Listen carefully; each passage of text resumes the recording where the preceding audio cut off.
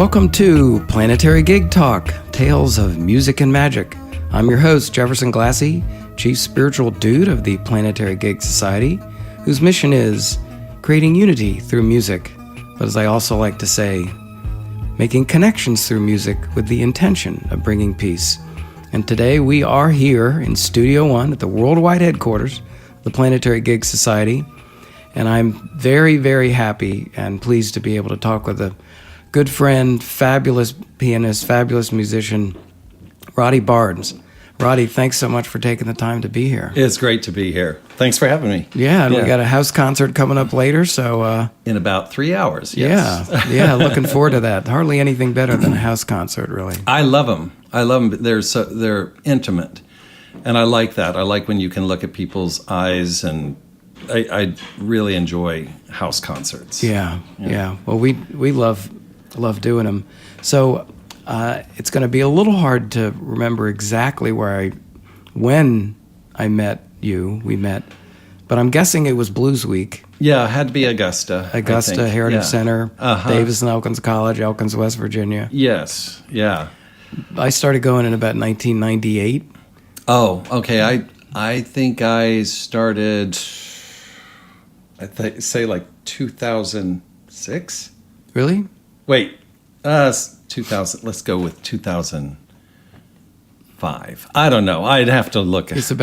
Back a ways, but you knew Gaya Degbalola and Phil Wiggins, and they were all very involved in it. And yeah, I mean, back in the day, I remember John Jackson would be there, and that was pretty special. Yeah, I came with Gay for her to accompany her vocal performance class, but then I taught the gospel choir in the afternoon. Oh, yeah. So that was my first year here, but I think I was there like 17 years. Yeah. Yeah. And I remember that gospel class.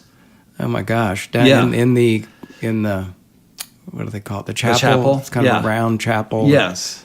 That was some moving kind of singing that we were doing. Oh, it was exciting. It was I was a little kind of edgy about it because we had 4.5 days to get prepared to do a concert.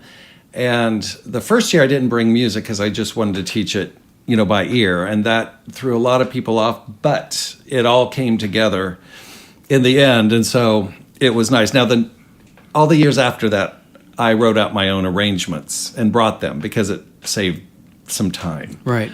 But yeah, no, Augusta is just, a unique experience. Yeah, and that gospel, everybody's in there clapping and singing and, those great old songs. It really is, that's the power of music right there. Yeah, oh, absolutely, yeah. So, I'm always curious, and I think a little bit about your history of, when you started playing music, but when and where was that? How young were you when you started playing music? Was it piano you started right off playing?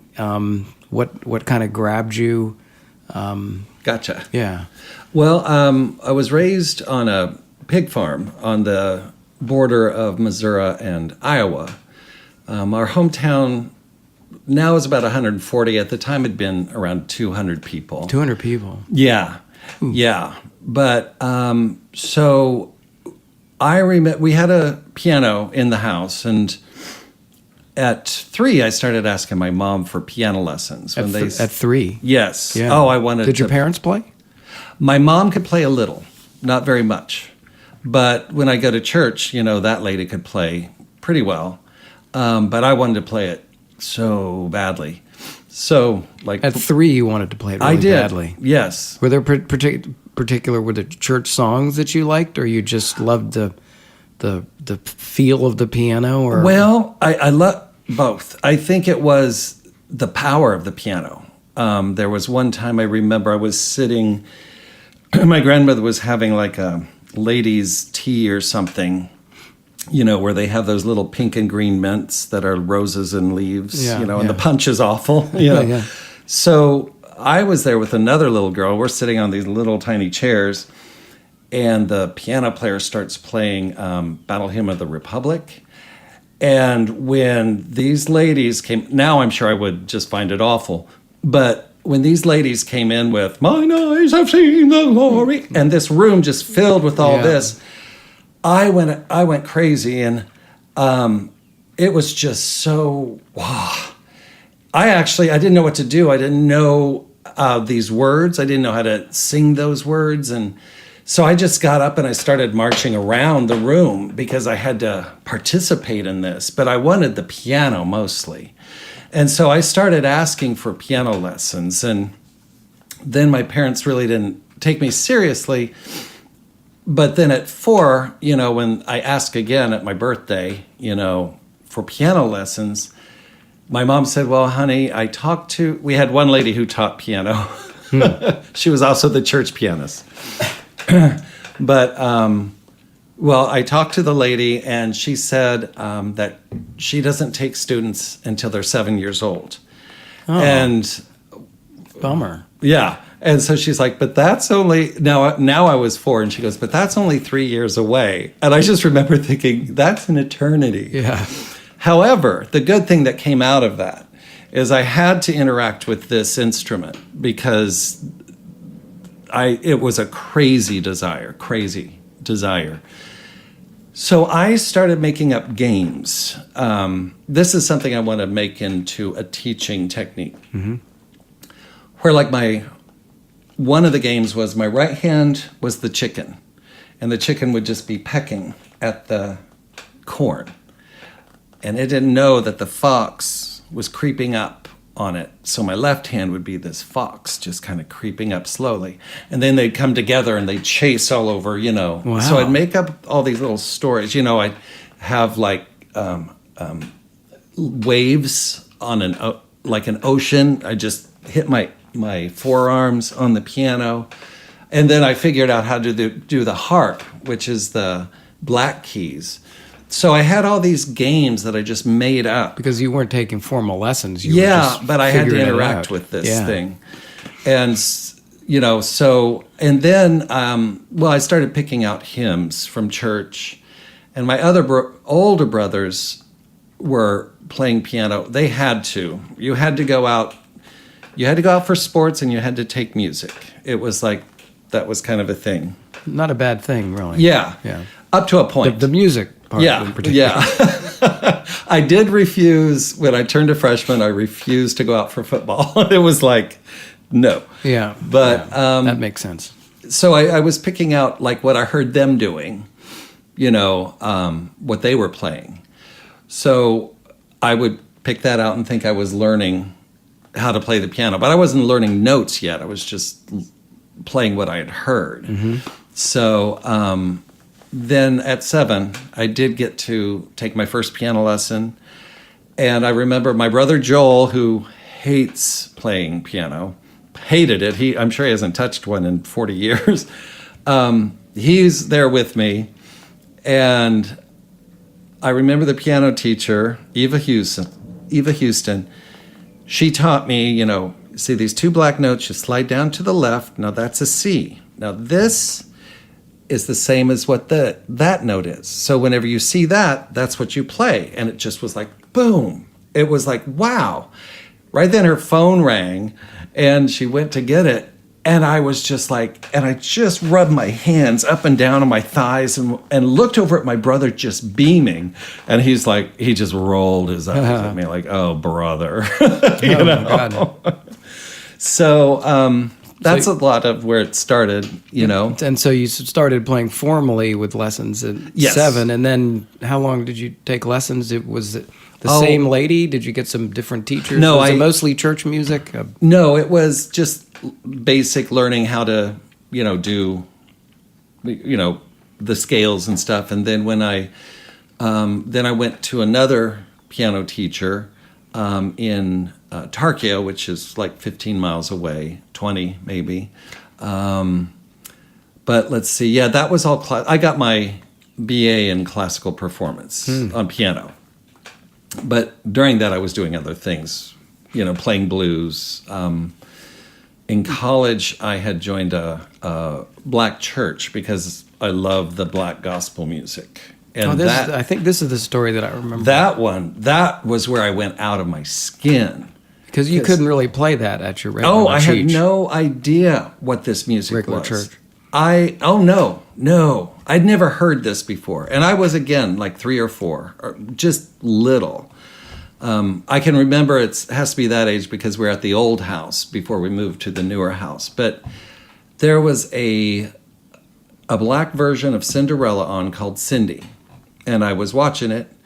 And at this one point, she's in a church. All the people are singing like they sing at my church, just ba, ba, ba, ba, ba, ba. So I'm just watching the show.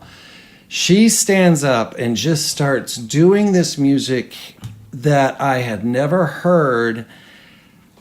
And I just went crazy, started running around in a circle because I didn't know what to do, I didn't know what to do. And that's all I could do.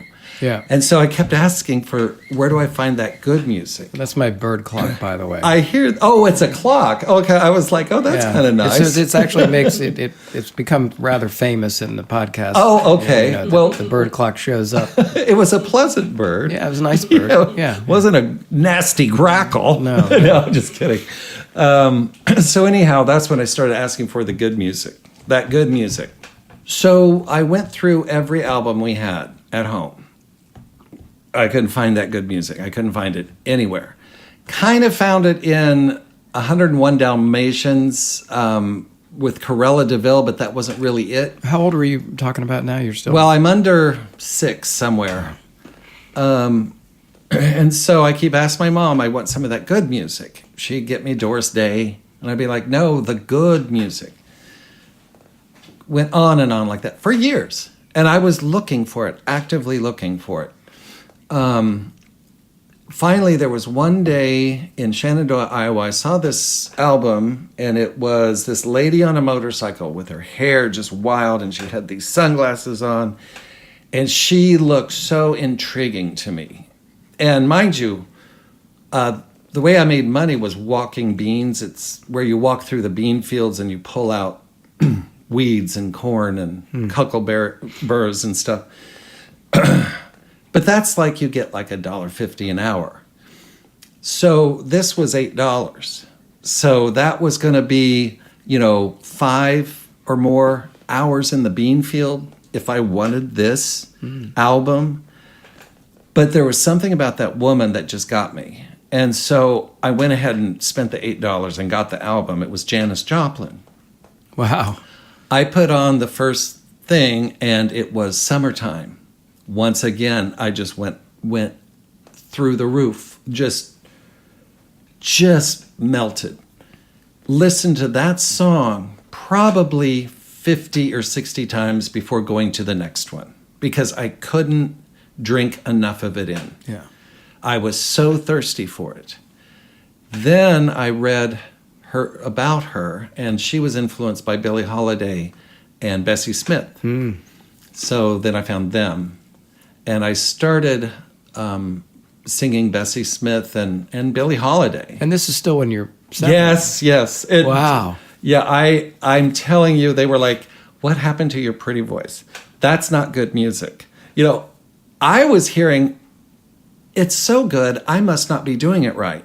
So I go back and I drop the needle and pick it up, run to the piano, try and get exactly what that piano player played, and then I do it for them again. It's like, no, your pretty voice was so much better, and I'm like, I'm still not doing it right, because if I'm doing it right, they're going to respond like I responded to it. Right. But that never happened. That was not their music. No. That was not their music.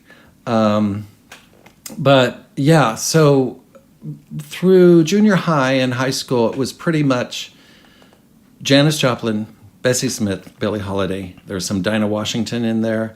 Oh, and then also classical. I loved listening to classical music as well. I think I'm done with that story.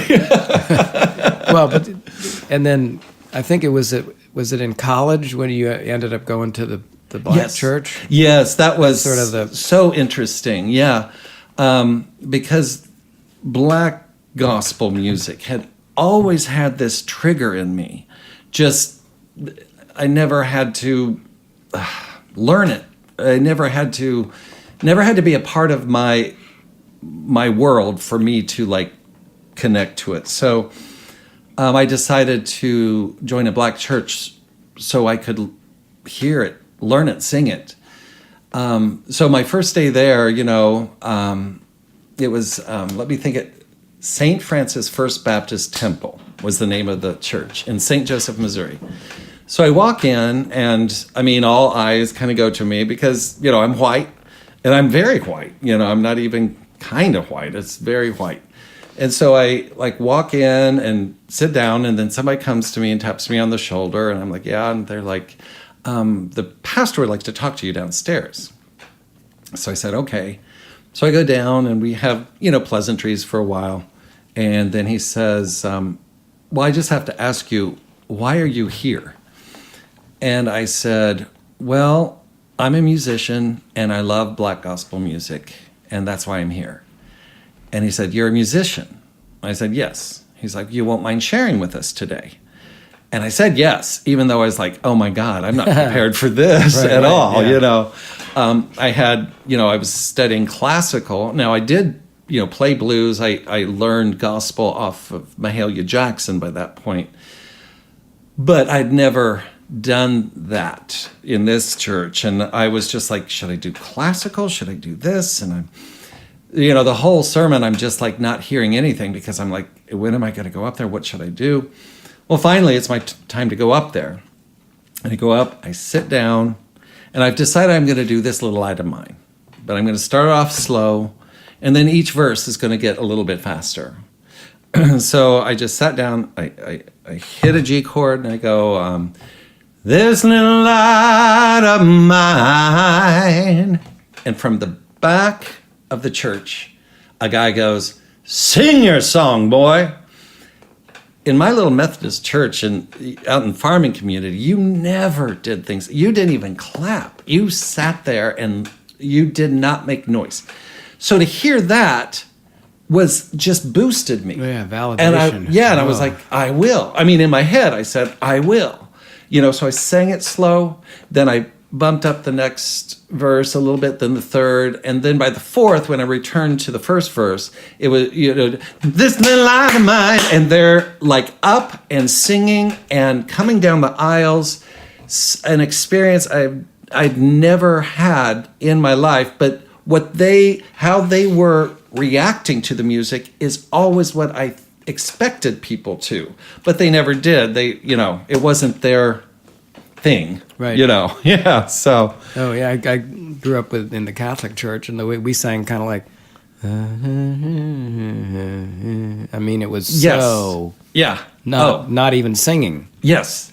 Now I have to say, for my little, farm community church that didn't used to clap and used to, you just sat there. It was very, very Amish. Okay, the whole community I can describe as very Amish. You don't express much and, keep everything inside.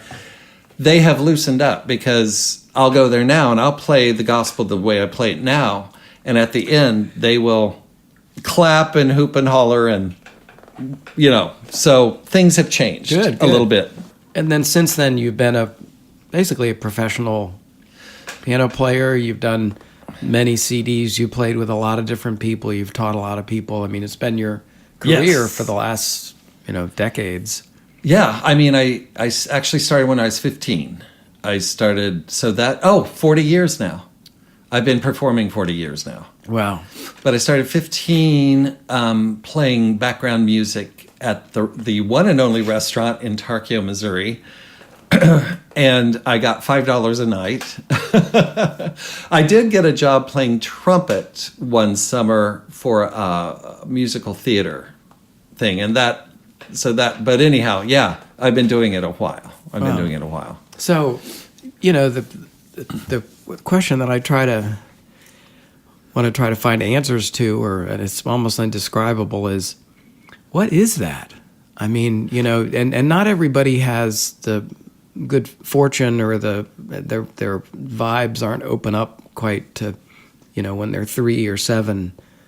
I think everybody is moved by music, but not everybody is quite moved that much. But what is that power of music, and how have you sort of seen it when you've played with people? I mean, the hair went up on my arms when you told that story about when you started singing "This Little Light of Mine." Oh yeah.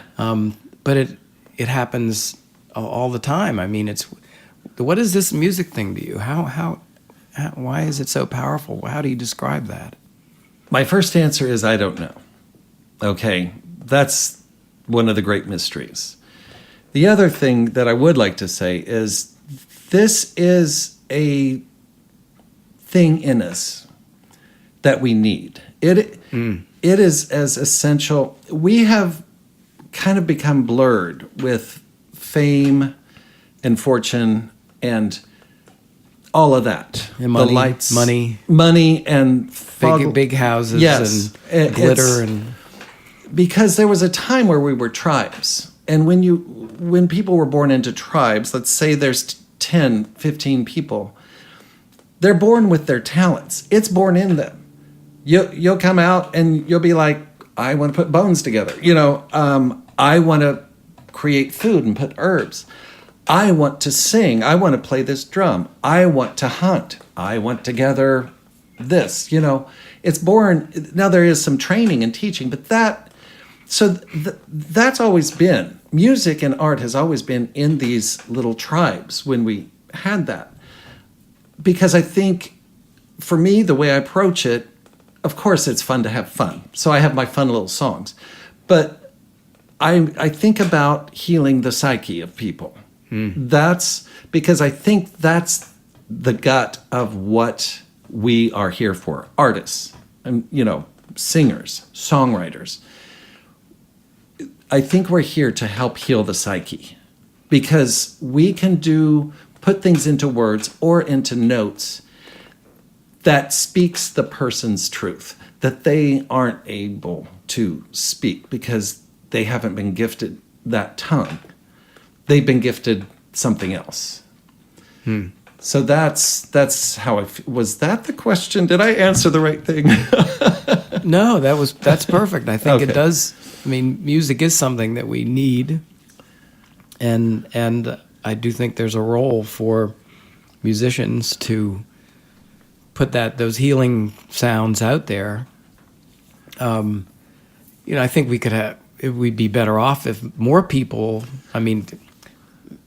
wanted to do that. We were playing more music. We've kind of become disassociated. Well, that's the other thing too, is people would find their place to. It's like if you couldn't sing, you picked up a drum. If you couldn't drum, maybe you danced. And I was told once, I don't know if this is true, but that's how harmonies came into being. Even though I wonder about that because they're so mathematically correct, in things, but that this person couldn't sing that high, so they dropped down. So, I can see how it could very well be, but it was a community thing.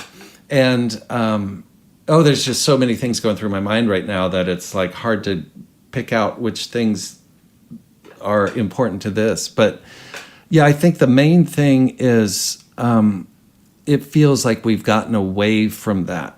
And I think it's people need it for their health, for their heart health, for their psychology, whatever the proper term is.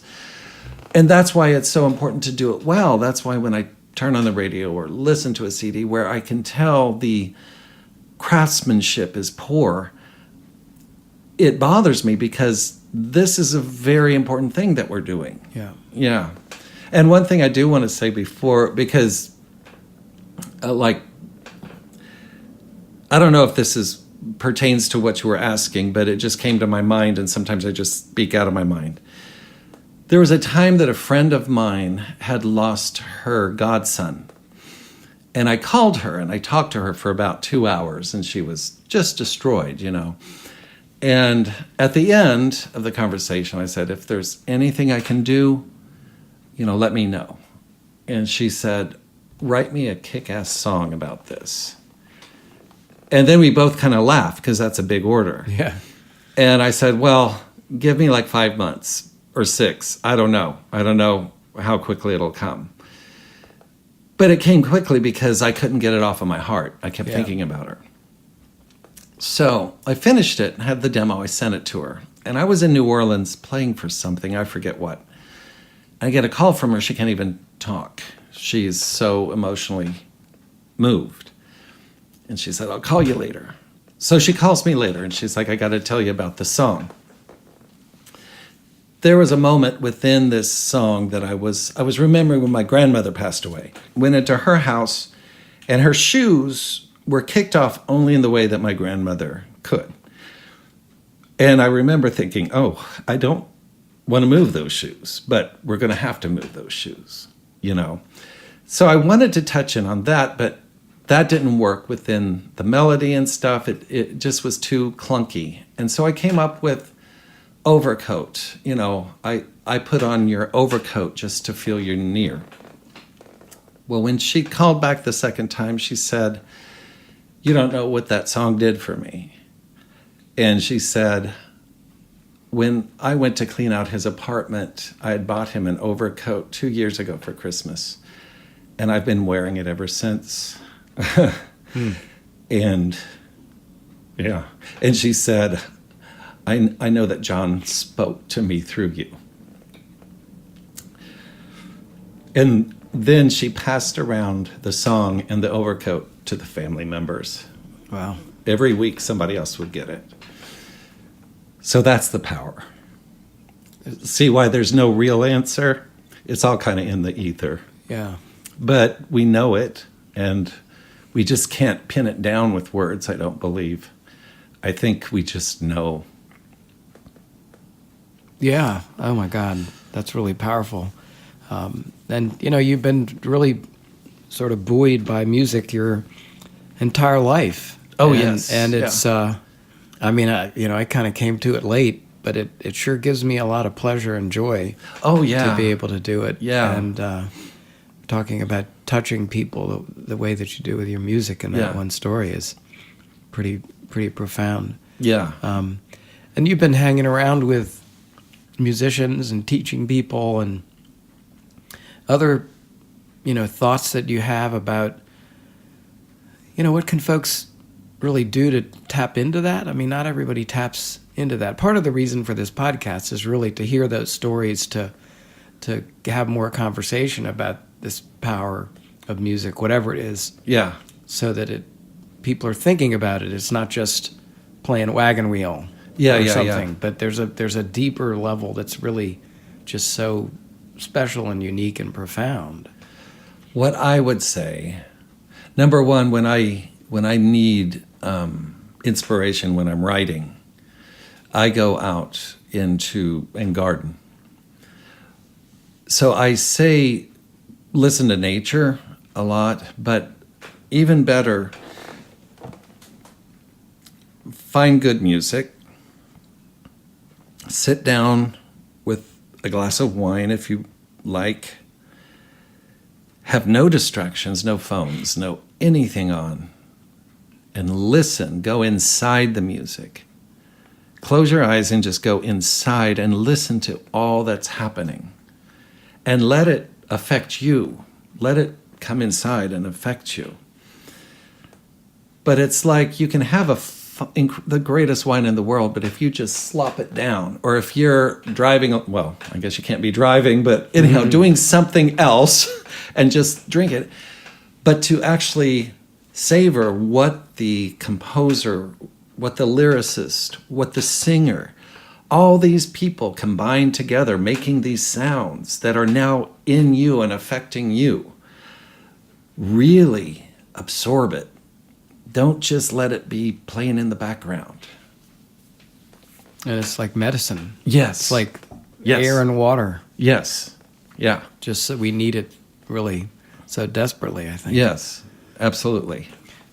Well, I think, you're such a great guy. I enjoy you just really put your heart out there, as a person, and when you're singing and playing piano, it's fabulous to know you, and I've benefited a lot from that, and I'm going to definitely do what you just suggested. Okay, good.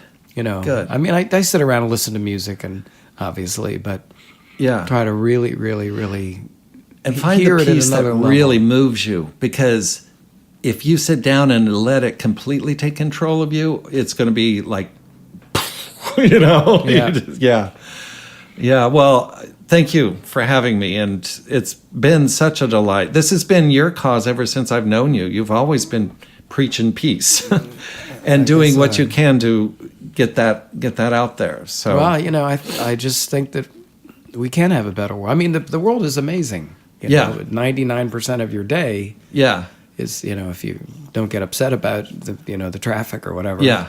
It's pretty amazing just to be here, to walk on the earth. It's pretty amazing in and of itself.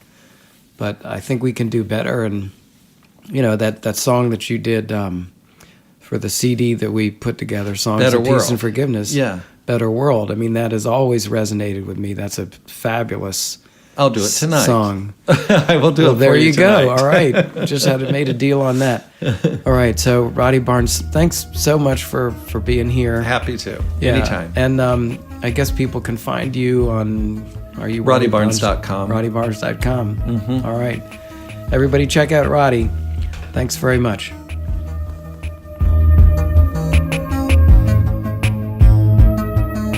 You've been listening to Planetary Gig Talk, Tales of Music and Magic. I'm your host, Jefferson Glassy, Chief Spiritual Dude of the Planetary Gig Society. We talk with musicians and others about the power of music and how we can use music to help create a better world. Please check out our website, www.planetarygigs.org, for information about some of the organizations promoting music and musicians. Resources about the power of music, books, movies, articles, including new research on music and the brain. We welcome your support. The Planetary Gig Society is a Section 501c3 charitable organization, and you can donate on the website. You also can receive a free email signature block demonstrating your support for Planetary Gig Society. Please follow us on Twitter, Instagram, and Facebook at Planetary Gigs. And we want to thank fabulous musician and teacher Eric Weinberg of Little Eric Studios for the Planetary Gig Talk music titled Chill Kid, It's Saul. So please check out Planetary Gig Talk on iTunes, Google Play, and Stitcher. Subscribe and hear all the upcoming episodes. Thanks very much.